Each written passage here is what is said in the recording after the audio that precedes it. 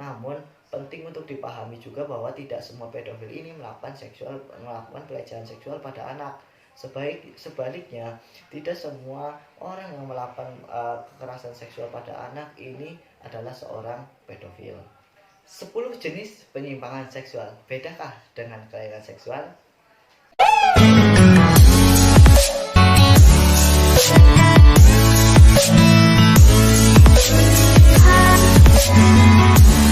Halo masyarakat sehat, jumpa lagi dengan saya di channel kitasehat.com. Kitasehat.com kali ini akan membahas mengenai 10 jenis penyimpangan seksual. Lalu apakah penyimpangan seksual ini berbeda dengan kelainan seksual?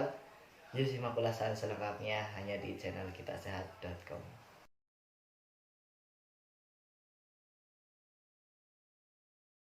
Nah, pernahkah Anda mendengar mengenai penyimpangan seksual?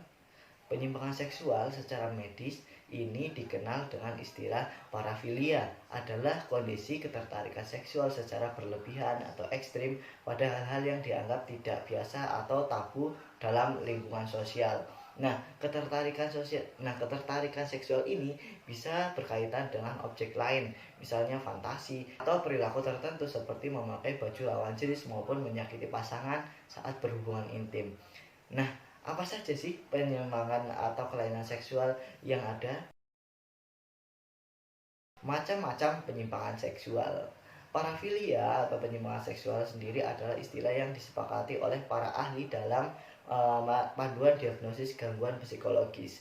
Namun, istilah parafilia ini sebenarnya menggambarkan kondisi penyimpangan tertentu, bukan gangguan atau kelainan seksual. Pasalnya, tidak semua kasus penyimpangan seksual ini bisa sampai menyebabkan perilaku ekstrim yang mengganggu atau membahayakan diri sendiri maupun orang lain. Nah, penyimpangan seksual atau parafilia ini dikategorikan sebagai kelainan seksual atau paraphilia disorder ketika kondisi ini menimbulkan gangguan pada individu yang mengalaminya.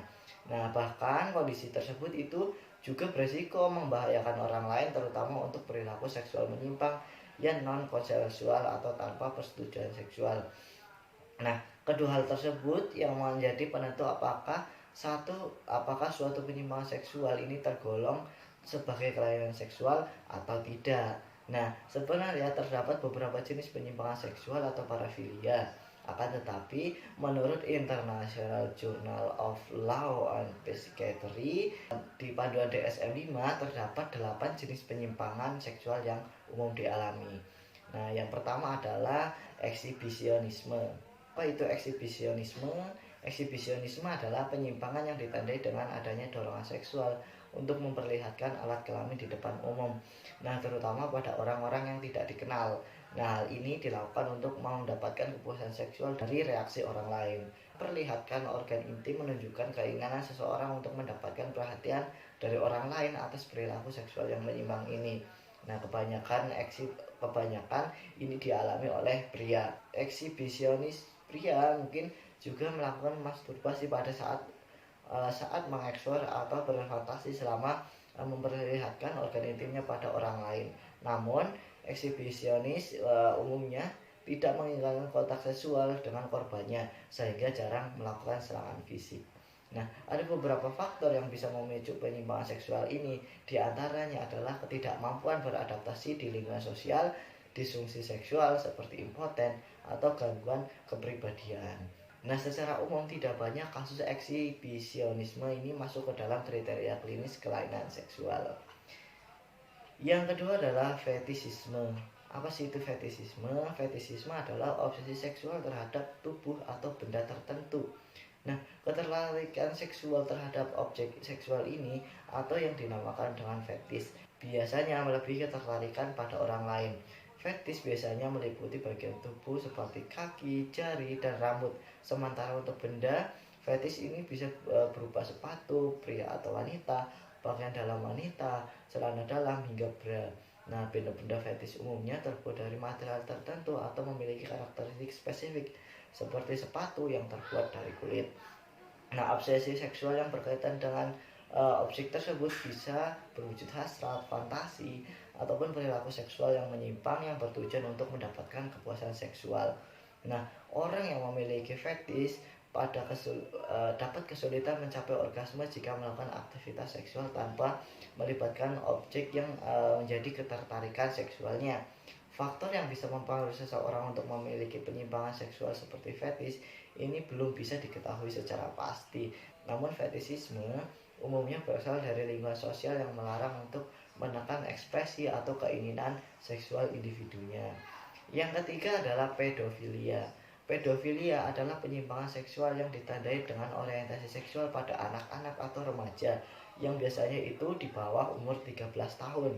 Nah, seseorang dikatakan pedofil bila memiliki hasrat pada anak-anak yang terpaut usia lebih dari 5-16 tahun dari dirinya. Penyimpangan seksual ini lebih banyak dialami oleh laki-laki yang tertarik dengan anak laki-laki, perempuan, ataupun bisa keduanya. Nah, saat ini pedofilia ini mengarah pada pelecehan seksual pada anak di bawah umur. Perilaku pedofilia yang menyebabkan pemaksaan atau manipulasi tindakan seksual pada anak juga termasuk ke dalam kelainan seksual, sehingga membutuhkan penanganan medis. Namun, penting untuk dipahami juga bahwa tidak semua pedofil ini melakukan pelecehan seksual pada anak. Sebaliknya, tidak semua orang yang melakukan kekerasan seksual pada anak ini adalah seorang pedofil. Yang keempat adalah voyeurisme. Voyeurisme adalah suatu kondisi ketika seseorang itu mendapatkan kepuasan seksual dengan cara mengintip, menguntit, atau memandang tubuh orang lain dengan keadaan telanjang ataupun melakukan aktivitas seksual. Nah, keinginan untuk melihat tubuh telanjang tersebut itu atau aktivitas seksual yang dilaksanakan oleh orang lain sebenarnya adalah hal yang normal. Namun, pada penderita ini itu mengamati tubuh seseorang secara diam-diam dapat mengembangkan hasrat seksual yang kuat bahkan bisa mencapai orgasme meskipun tidak melakukan kontak seksual apapun. Voyeurisme ini bisa menjadi kelainan seksual ketika seseorang itu terus-menerus mencari kesempatan untuk mengintip orang lain sampai meninggalkan kepentingannya pribadi. Yang kelima adalah sadisme. Sadisme adalah ketertarikan pada aktivitas seksual yang melibatkan kekerasan atau perilaku tertentu yang membuat orang lain itu menderita. Nah, penyimpangan seksual yang satu ini seringkali dilakukan dengan paksaan. Contohnya dapat berwujud dalam bentuk hasrat, fantasi, dan perilaku erotis yang melibatkan diri sendiri maupun orang lain menjadi objek ketertarikan seksualnya. Sama halnya dengan penyimpangan seks yang lain, sadisme belum tentu adalah kelainan atau gangguan seksual. Namun, sadisme ini mengarah pada kelainan seksual. Selanjutnya adalah masokisme. Masokisme adalah penyimpangan seksual ketika seseorang itu mendapatkan hasrat seksual karena menerima kekerasan atau perilaku yang membuatnya menderita, baik secara mental maupun secara fisik. Seorang masokis umumnya memperoleh kepuasan dari aktivitas yang membuatnya sakit atau kesulitan bernapas saat dicekik, diikat, ataupun dipecut. Masokisme dapat menjadi kelainan seksual ketika sudah menyebabkan gangguan psikologis dan disfungsi sosial pada orang-orang yang mengalaminya. Nah, dugaan sementara, masokis bisa disebabkan oleh masalah trauma mental dan fisik seseorang serta pengaruh dari lingkungan. Yang ketujuh adalah frotrailisme.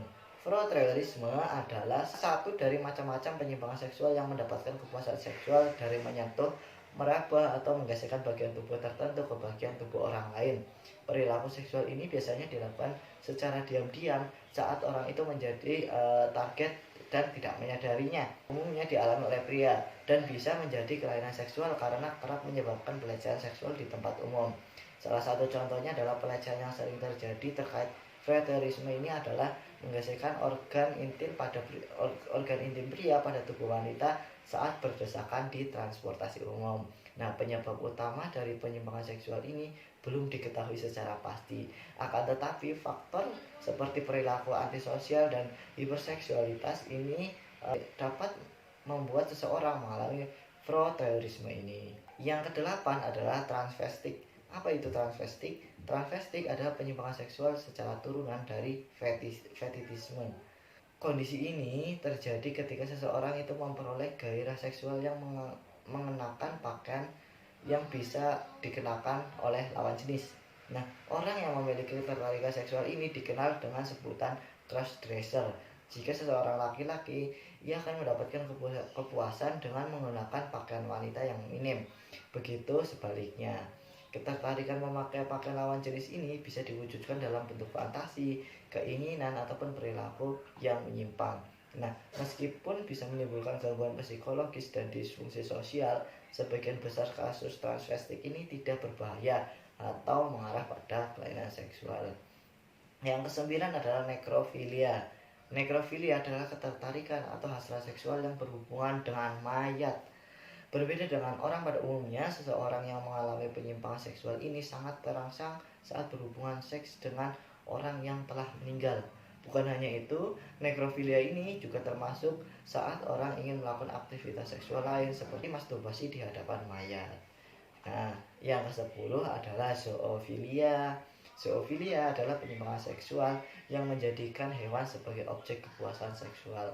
Nah, seseorang dengan penyimpangan seksual ini biasanya mempunyai ketertarikan langsung untuk berhubungan seksual dengan hewan maupun melakukan aktivitas seks dengan hewan tanpa perlu berhubungan intim.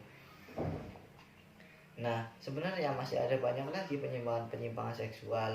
Lagi-lagi, seseorang yang dapat dikategorikan sebagai penyimpangan seksual ketika punya ketertarikan seksual pada hal-hal yang dianggap tidak normal pada budaya sosial secara umum. Oke, mungkin sampai sini dulu pembahasannya. Cukup sekian dan terima kasih.